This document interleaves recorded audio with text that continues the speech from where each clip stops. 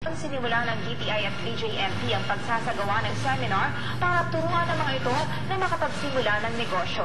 Nagpapatrol, Angelique Atienza. 5 taon at 11 buwan rin na namalagi sa loob ng kulungan ang 47 taong gulang na si Mang Mario Bastigan. Pero hindi ito naging hadlang upang maisip niya na magbagong buhay at mag-umpisang mag-training upang matuto kung paano magpatakbo ng negosyo. Kung nalaman ko doon sa loob, paglabas ko, pwede ko itong gawing negosyo para po pag-umpisahan, natutunan ko po doon sa loob.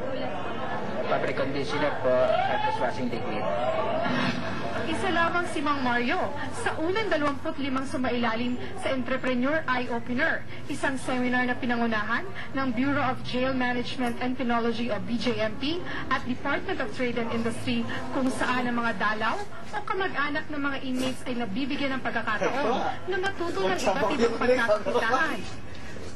Inuna namin itong Batangas province.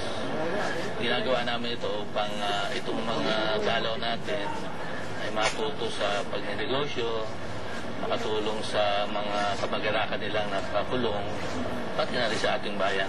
Hindi ko nakita yung parang natin maging leader. Isinusulong din nila na mabigyan ng pagkakataon ng mga inmates na maging laborers na magtatanim, gagawa ng daan at mga patubigan.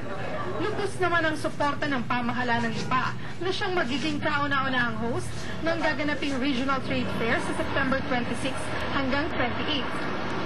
Malaki po may tutulong sa mga pamilya ng inmates ay kung sakasakali po magagaya ng iba po nating mga inmates sa iba't ibang lugar ay napakaganda po ito na ito.